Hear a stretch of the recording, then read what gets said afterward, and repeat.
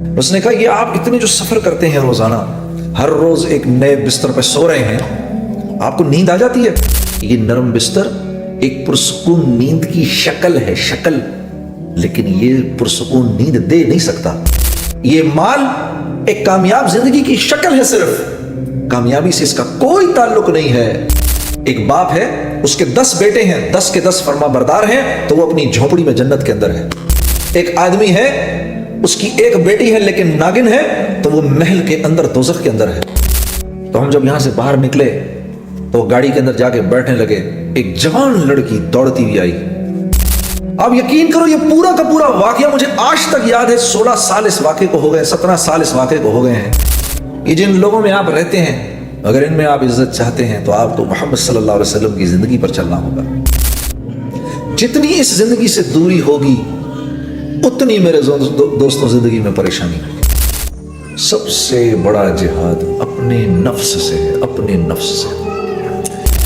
किसी भी कौम के तनज़्ज़ुल की सबसे बड़ी निशानी यह है कि जब उन पर हाल आता है वो दूसरे पर उंगली उठाते हैं। सबसे बड़ा मसला अपनी जात का, मुझ में क्या कमी है, मैं क्या परफेक्ट हूं?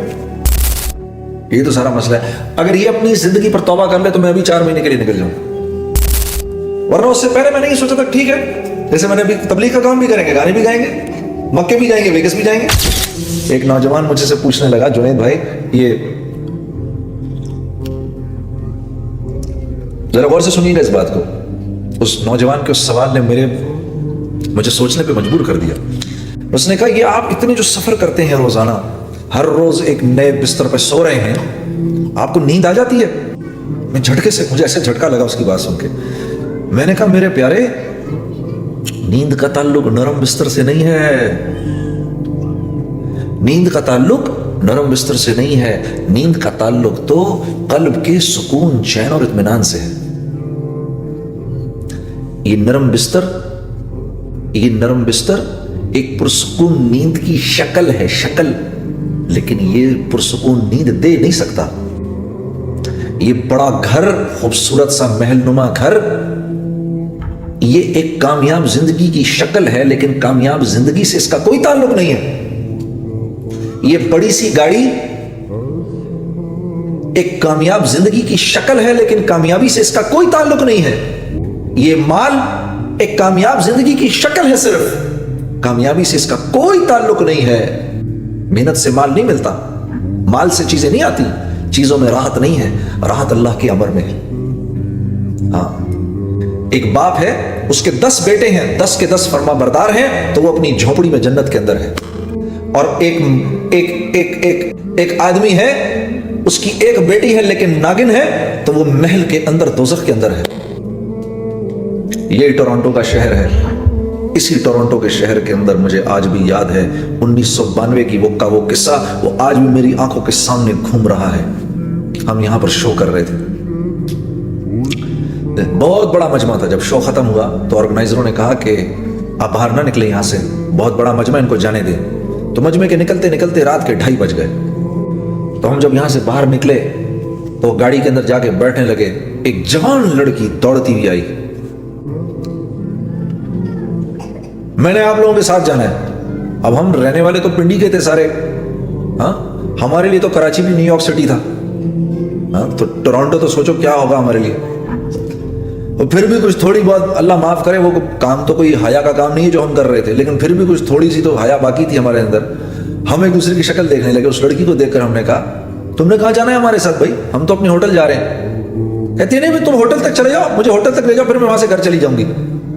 तो हमने कहा, तो तुम्हारा बाप? कहती no, don't worry about it, I just turned 18 a week ago. तो हमने कहा, फिर क्या हुआ? हमें पता ही नहीं था 18 टर्न होने का क्या मतलब है। हमने कहा, फिर उससे क्या फर्क पड़ता है?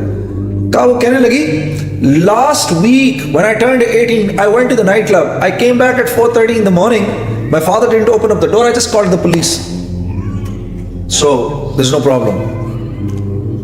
अब यकीन करो, ये पूरा का पूरा वाकया मुझे आज तक याद है। 16 साल इस वाकये को हो गए, 17 साल इस वाकये को हो गए हैं। उस लड़की की एक एक बात मुझे अभी तक याद है। और मैं सिर्फ ये सोच रहा था, सिर्फ इतना सोच रहा था کہ اگر میری بہن یہ کرے تو میرے باپ کا کیا حشر ہو، اور اب یہ سوچتا ہوں اگر میری بیٹی یہ کرے تو میرا کیا حشر ہو۔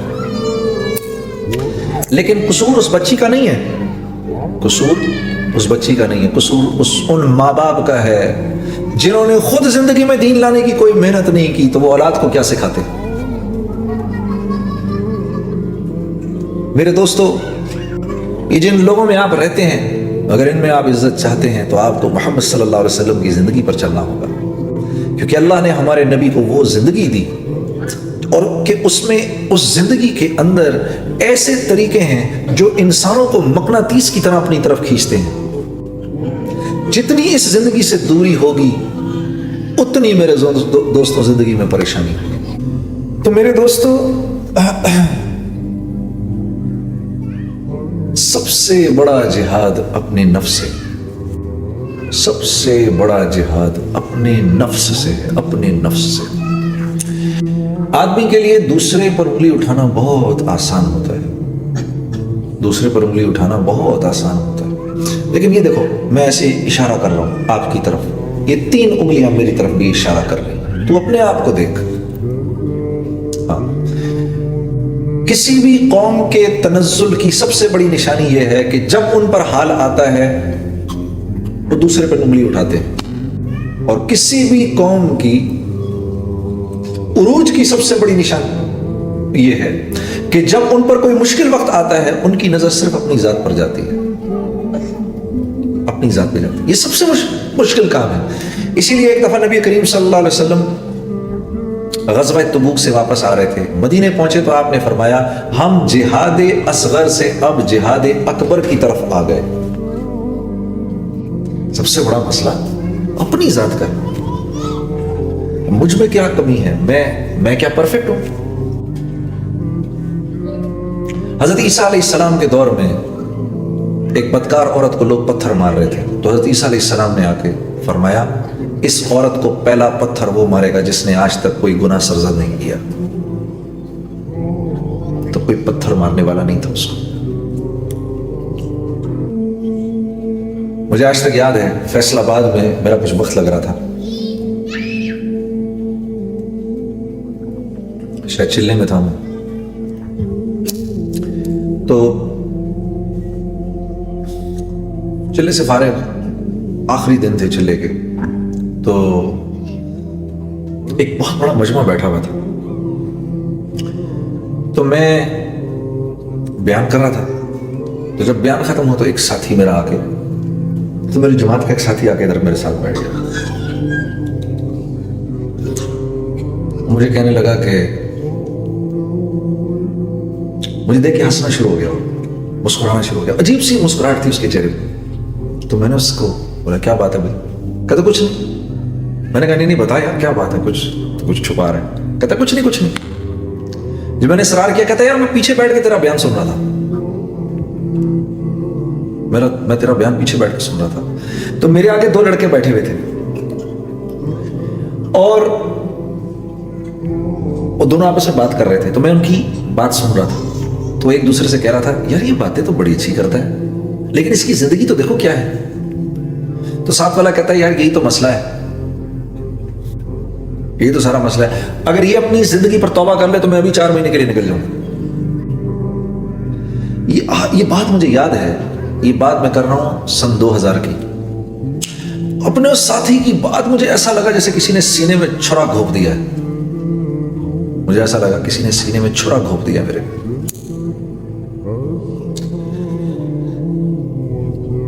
اور مجھے اس بات کا احساس ہوا کہ اگر میں نے جا کر لوگوں کی زندگی پر میری ذات سے اگر کسی کا کوئی فائدہ ہونا ہے تو اس کے لیے سب سے زیادہ ضروری ہے کہ مجھے اپنی زندگی کو بدلنا پڑے گا۔ مجھے اس بات کا احساس ہو گیا، ورنہ اس سے پہلے میں نے یہ سوچا تھا ٹھیک ہے جیسے میں نے ابھی تبلیغ کا کام بھی کریں گے، گانے بھی گائیں گے، مکے بھی جائیں گے، ویگس بھی جائیں گے، ہاں زمزم بھی پئیں گے، وہ بھی پئیں گے، جیسے ہم سب کہتے ہیں دین کے ساتھ ساتھ دنیا بھی، دین کے ساتھ ساتھ دنیا بھی۔ جو کچھ سنا گیا اللہ پاک اس پر عمل کرنے والا اور آگے لوگوں تک پہنچانے والا بنائے۔ مزید اصلاحی بیانات کے لیے ہمارا یوٹیوب چینل بیوٹیفل بیان JJ کو سبسکرائب کریں اور ویڈیو کو لائک کریں۔ جزاک اللہ خیر۔